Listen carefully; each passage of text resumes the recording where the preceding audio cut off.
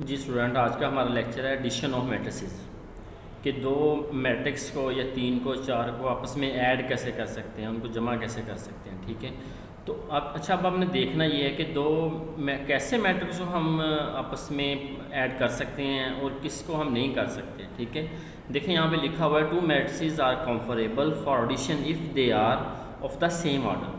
कहता है जी हम दो मैट्रिक्स को कर सकते हैं एडिशन, लेकिन अगर उनका ऑर्डर सेम है। अगर उनका ऑर्डर सेम नहीं है तो हम उसे ऐड नहीं कर सकते। The sum of A B of two M by N matrices A is equal to A I J matrix and B is equal to B I J is the M by N matrix C is equal to C is J I J conferred by adding the corresponding entries of A and B together.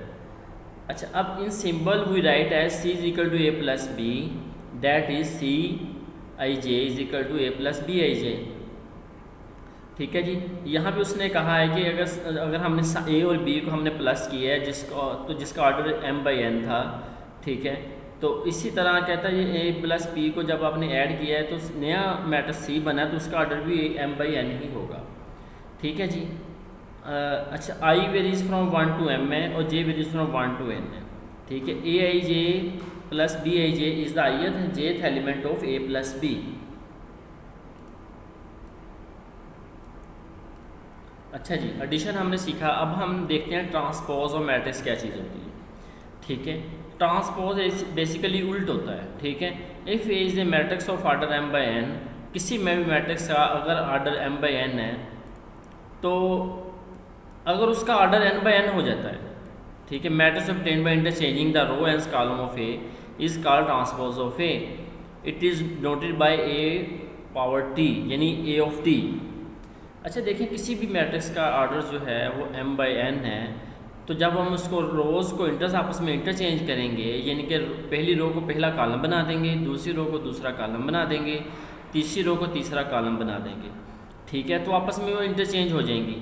तो फिर अगर उसका order m by n था तो अब उसका order कितना हो गया, n बाई n। ठीक है, पहले अगर उसका ऑर्डर m बाई n था तो बाद में ट्रांसपोज लेने के बाद, इंटरचेंज करने के बाद ऑर्डर आपके पास n बाई m हो जाएगा। ठीक है जी, तो ये यानी कि इंटरचेंज रोज हो जाएंगी। तो ये नया मैट्रिक्स जो बनेगा ये ऑर्डर वाला, उसे हम कहेंगे ए ट्रांसपोज, यानी ए का ट्रांसपोज। ठीक है जी। अब यहाँ पे देखें जी, एक मैट्रिक्स था a I j m by n defined as, तो इसका जो ट्रांसपोज दिया है डैश से उसने जनरल डिनोट किया हुआ है, where a I J is equal to a j i for i varies from 1 to n, j vary from 1 to m। For example b is equal to 3/4। अगर b का जो एक order है आपके पास 3/4 है, ये उसके एलिमेंट्स हैं सारे। ठीक है, then b transpose where b dash I J is equal to B J I हो जाएगा। अगर इसका ट्रांसपोज लेंगे, देखें ट्रांसपोज जो है उल्ट हो जाएगा, ऑर्डर चेंज हो जाएगा। ठीक है, अब b ट्रांसपोज क्या हो गया, देखें इसको पहली रो को हमने पहला कॉलम बना दिया यहाँ पे।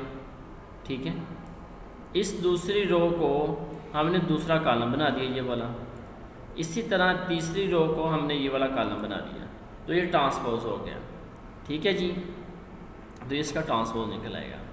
नेक्स्ट चलते हैं, note that the second row of B has the same entries respectively as the second column of B transpose and the third row of B transpose has the same entries respectively as the third column of B. ठीक है, अच्छा देखें जी, यहाँ पे वो यही कह रहा है कि सेकंड रो ऑफ बी की जो सेकंड रो है, ये वाली जो सेकंड रो है इसकी, तो इसका कौन सा कॉलम हो जाएगा, सेकंड कॉलम ऑफ बी ये हो जाएगा। जो थर्ड रो है वो इसका चेंज होगा जब हम ट्रांसपोज लेंगे। ठीक है जी, नेक्स्ट देखते हैं, इसकी एग्जांपल देखते हैं। कह रहा है कि if A is equal to ये वाला मैट्रिक्स है और B is equal to this matrix है, then show that A plus B transpose is equal to B transpose and A transpose plus B transpose है। अच्छा जी, देखें यहाँ पे उसने ये कहा है कि अगर ए और बी का अब प्लस करें बाद में ट्रांसपोज लें, या अलग का ट्रांसपोज लेके फिर प्लस कर लें, आंसर सेम आना चाहिए, ये हमने प्रूव करना है। ठीक है, अच्छा जी, सबसे पहले तो इनको प्लस कर लें आपस में, a प्लस बी को हमने प्लस करना चाहिए, ये ना यहाँ पे है, ये प्लस है यहाँ पे, a वाला मैट्रिक्स ये है और ये प्लस यहाँ पे आ गया और b वाला मैट्रिक्स ये आ गया। अब हमने इसको पहले ऐड करना है, ठीक है। ऐड किया, पहला एलिमेंट देखें कि पहले एलिमेंट में ऐड होगा, दूसरा एलिमेंट जो है वो दूसरे एलिमेंट में ऐड होगा, इसी तरह तीसरा एलिमेंट जो है तीसरे में ऐड होगा, और चौथा एलिमेंट है वो चौथे एलिमेंट में ऐड होगा। इसी तरह हमने आपस में इसको ऐड करना है। तो 1 + 2, 0 + -1, -1 + 3, 2 + 1, इसी तरह ये सारे एलिमेंट बाकी वाले भी ऐड किए हैं हमने, ठीक है। अच्छा, जब प्लस किया तो 3 आ गया, ये -1 आ गया, -1 + 3 2 आ गया, 2 + 1 3 आ गया। तो ये वाला आपके पास a + b निकल आया, ठीक है जी। तो अब हमने इसका ट्रांसपोज लेते हैं।